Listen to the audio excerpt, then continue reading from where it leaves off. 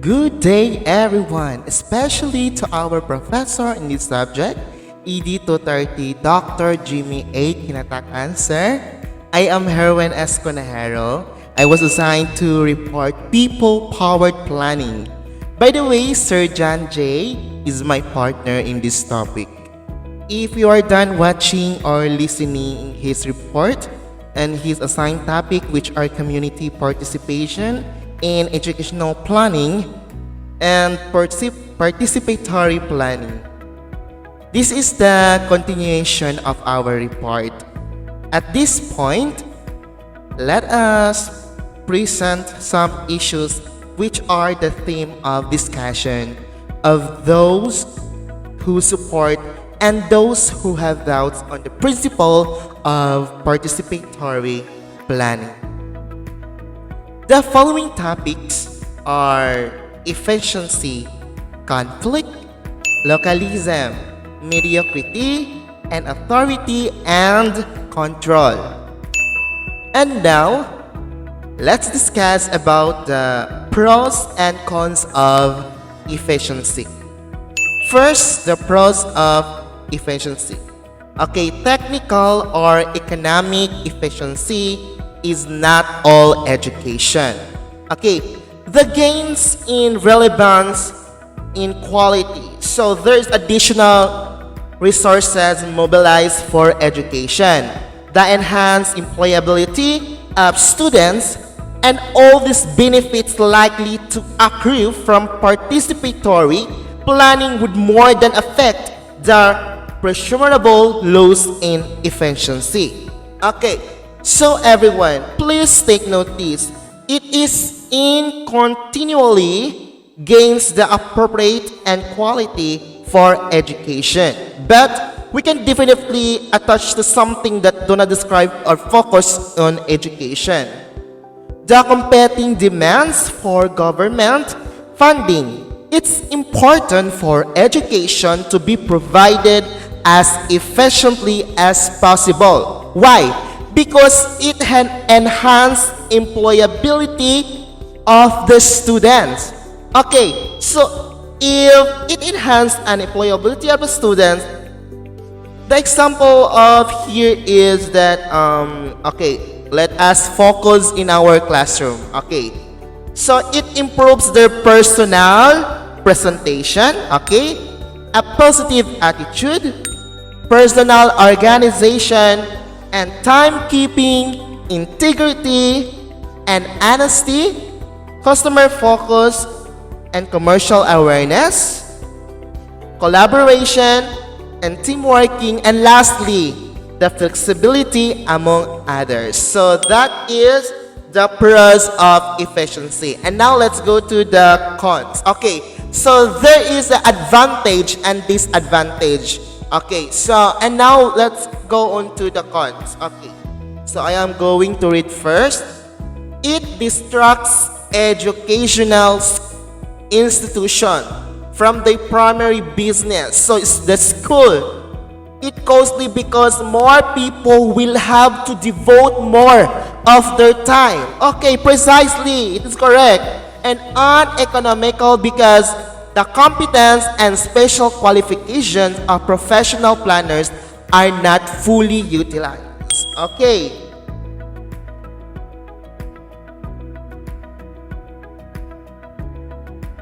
Mostly, we know that the professional planners help create abroad, right? A vision for the community. They also research, design, and develop programs, lead public processes, affect social change, perform technical analysis, manage, and educate. If it would be the effects of participatory planning in efficiency, it is necessary it will not fully utilize. Okay? Okay, so let's proceed to the conflict. Okay, so the pros. It provides an institutionalized mechanism for conflict settlement, an outlet for conflicts and controversies. It conflict is present everywhere, yes, because it brings out into the open and attempts to deal with it in a constructive manner.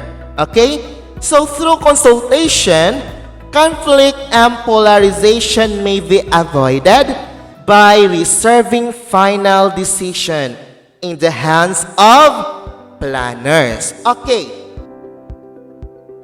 For those who do not know or familiar about institutional mechanisms, see, these are the process by which things are invested with institutional or similar functions. For as our study of culturalization has disclosed, the person's contact with institution determine the nature of its particular complement of behavior equipment. Okay, basically, in our classroom, so we decide was our final decision making our students to be progressive. So we decide what's our final decision making for our students to be progressive. In addition, we don't need to decide only in ourselves. Okay, but we can ask the decision in our co-teachers, maybe our head teachers or principal. Okay, and let us try to look the conflict, or let us try to look the cons of conflict. Okay, so this is the cons of conflict. It involves many people with divergent points of view, conflicting values, and rival interests. Thus, educational decision making will be struggled. Okay. It involves many people. Okay. So, always remember that there's always a disadvantage in making this decision. There's a possibility that a problem or a conflict will happen. For example, okay, so in making a suggestion, different point of view with a particular incident, different interest, and above all, that decision making will be submerged. So that's the possibility or the cons of a conflict. Okay, so let us try to go to the localism. Okay, so pros. Leads education out of its present emphasis through a variety of innovative educational experiments happen in different places. Okay. Therefore, it encourages teachers and students to explore, to research, and use all the tools to uncover something new. It helps students to develop their creativity, their problem-solving skills, and etc.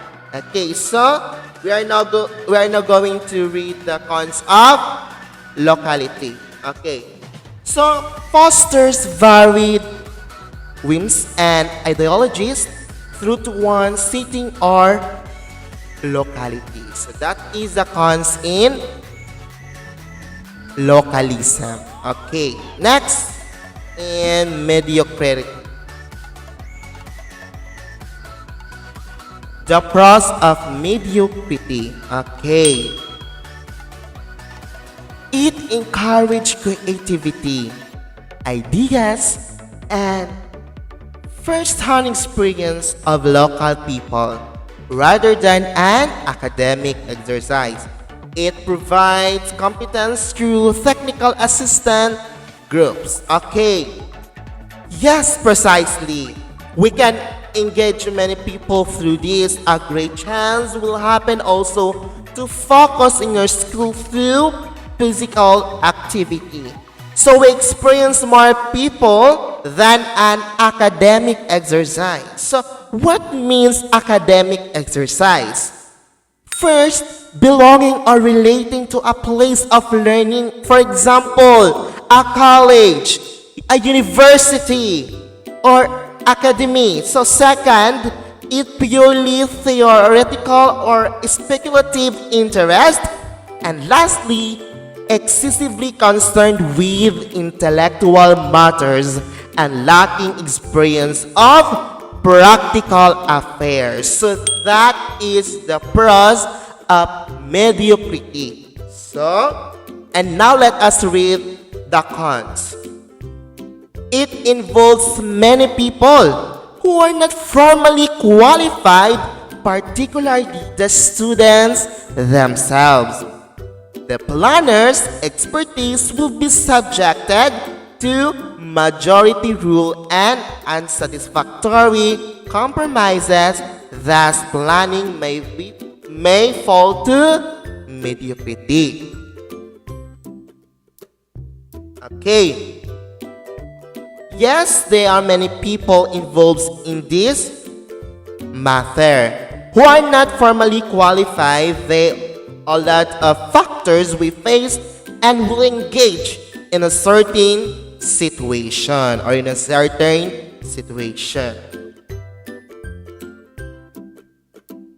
And now let's move on to authority and control. Okay, the pros.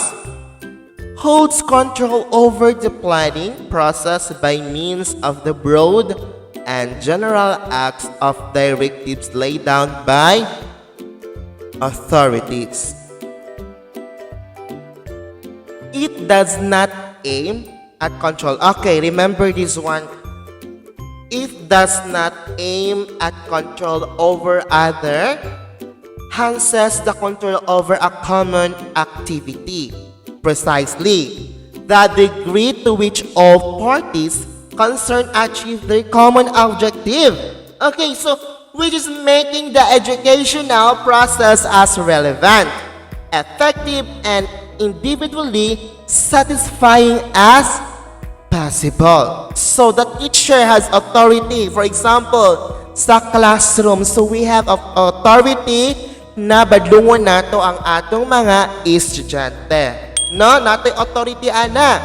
Natay authority nga kasab-an sila, natay authority nga badlungon sila, natay authority nga mahimo jud sila nga into a wrong way atos lang ihatod into a right way or into a correct way. So natay authority, so makakontrol ta sa classroom because we are the driver ta in order nga kung sa mato mga objectives, kung sa to mga planos ng classroom, kay makabot jud nato. But always remember, so there is also a disadvantage. Okay, let us read the cons. It represents a loss of teachers on authority daw. So it dissolves necessary control in education. But always remember, teachers, that we are child-friendly classroom. So, naay mga posibilidad if ever galing nga atong ibadlungon atong mga estudyante. So, naay mga possibility or mga mahitabo sa tua which is nga dili pud nato kontrolado. Pwede gali nga if ever nga atong kasukan ang mga anak sa mga ginikanan, atong mga estudyante, pwede nga sila ang mga ginikanan masuko sa tua. Then pagkahuman na pod, i-report na pod. So, i-report na pwede sa ipatulfo. So, kung naka-remember mo sa tulfo, di ba na teacher, iyang estudyante because ang kanyang estudyante is hindi nakikinig sa kanya, very badlongon jud kaayo. But what happened? Sa iyang gibadlong, iyang ipagawas, gipatulfo noon siya sa iyang parents. So always remember niya, bisan nga natin our authority, dili po sa tanang panahon is magamit nato kay tungod sa ragapon sa teacher. But my suggestion lang is we have to control our emotion. So we have to control our emotion. So it represents a loss of teachers' own authority. So we are going to i-balance lang nato equilibrium, no? Kumbaga. Okay. In the light of the aforementioned conflicting issues, it's evident and the pros outweigh the cons. Relatively, the planner's role will no longer be to monopolize or control the planning functions, but to allow others to participate in the process. Why? Because planning is a process. It is step by step. So, bisan sa itong mga estudyante, so we cannot control them. Di na to silang ingon nga, ato silang pugson in order nga mainana do sila as student, in order nga progress sila, but we are going to understand their situation, we are going to nurture them, so we are going to teach them in a correct way. So be effective, not just only effective, but efficient teacher. So, kahit na meron kang plano sa inyong estudyante, you have to plan and set your goals, your objective first. So, be a manager, be a leader. In order nga, kung unsa man yung mga desire nga gusto mo makabot sa imong estudyante is makuha jud nila. Okay? By becoming an activator, okay? Development of the planning process in all parts of the system. Thus, participatory planning in education will place the educational planners in a nucleus of action. For a plan to be truly participatory and reflected as the aspirations and needs of the people. Kung sa mga need, ang gikinahanglan sa mga estudyante nato, katura ang atong ihatag o atong i-feed sa ilaha. So it must initially involve in its formulation persons, institutions, especially those in the local level that are more directly concerned with the people welfare. For those whom mga estudyante nga nag-need, especially sa learning. So dili man yung natanan is makater nato. O dili po tanan makasabot. Even though nga mag-ask ka sila nga class, do you understand our topic in this morning? Mag-say, mag-suggest na dyan na sila. But natin assessment nga atong ginabuhat in order nga makuha nato kung kinsay wala nakasabot o nakasabot. Okay? Okay. Okay, let us discuss the beneficiary as change agent. According to Florencio Arica notes that there is need to change the mindset of policymakers, the mindset of leaders. According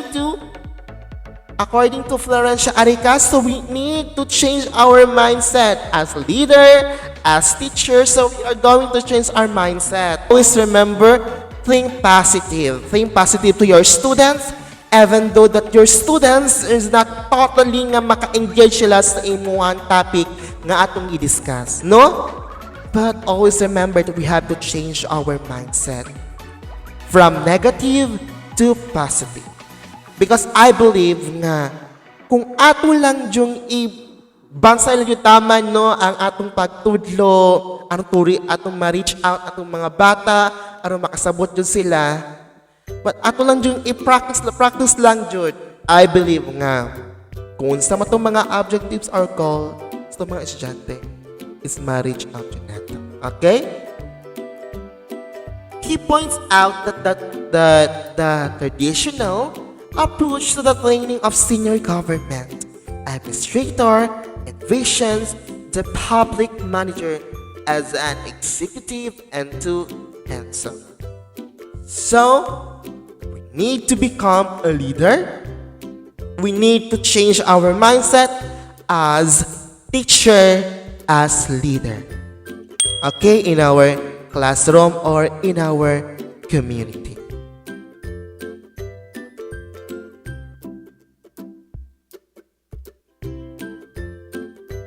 In effect, this means that the public manager stimulates change by being an efficient and effective enabling or facilitating agent. So as teacher, we need to become an effective, not just only an effective, but efficient teacher. So, kung saan yun ang best ng buhaton, go lang jud as long as we can, as long as makaya lang nato, go and go. Because teacher must be effective. Not just only effective, but efficient. Okay?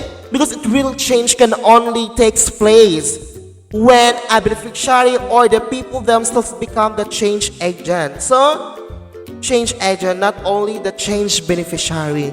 Not just only nga katong mga maka-benefits, which is ang maka-benefit ang atong estudyante. Di lang sila pud ang mahimo nga mag-change, but kundi kita as teacher. Okay? Because the real change, therefore, are people or beneficiaries of government services.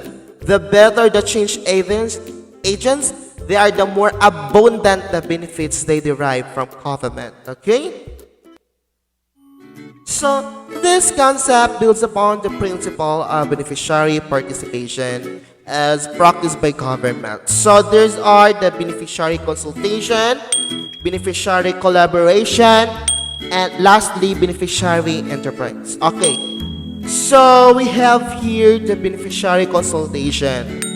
Beneficiary groups are given the opportunity to contribute information or advice to the planning, design, implementation, and management processes of the project. Ultimately, this process encourages and enables beneficiaries to take over a project when it stabilizes and when government withdraws. For example, a small irrigation project in the Philippines and a government bank in Bangladesh. Okay, so there is beneficiary consultation. So sa pong classroom, so di ba kay napoy time nga if ever nga natay mga circumstances nga maabot sa tuwang classroom or mahitabo sa tuwang life as teacher, dali ra kay sila consult dahil sa teacher if ever maka-engage ng problema. No? Ang student, consult sa teacher. Din ang teacher pa na yung problema, pwede po siya makakonsult sa head teacher or his or her principal. So, ang tanan kinahanglan jud nga buhaton. No? Next is beneficiary collaboration. Beneficiary groups share either physically, such as through labor and or financially in project implementation, operation, and maintenance. For example, community forestry projects and smallholder, three-cup state projects. Okay, lastly, the beneficiary enterprise. Okay, beneficiary groups take accountability for implementation, operation, and maintenance of the project. So as teacher also, kung ato siyang i-connect sa TUA. So, ang ato mang ginabuhat is naga-implement po ta og rules and regulations ng classroom. No? Ato nang ginabuhat. Because para para makontrol nato ang ato ang dagan sa tuang klase. Okay.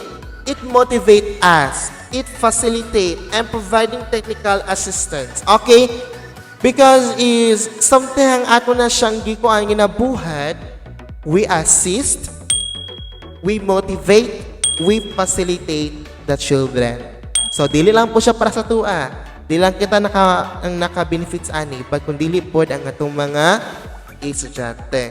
It become the real agents for change, even as they benefit from the change, no? Even though nga ang teacher is maka-benefit ani, but well as the teacher also maka-benefit. No? The teacher and the student is maka-benefit.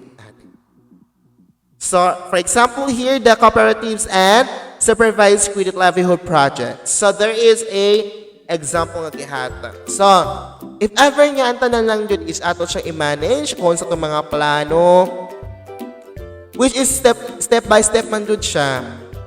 If ever is ato lang siyang buhaton ang tanan, everything is mahitabo jud kung sa itong mga gipang plano, ang goal, or ang atong objectives nga atong gusto nga makapit. Okay? So, always remember nga daghan kay mga posibilidad nga makuha sa tua.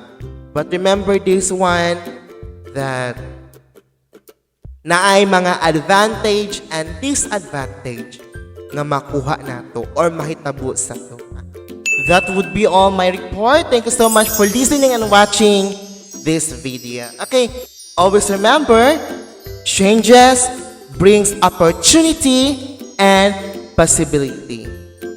God bless everyone.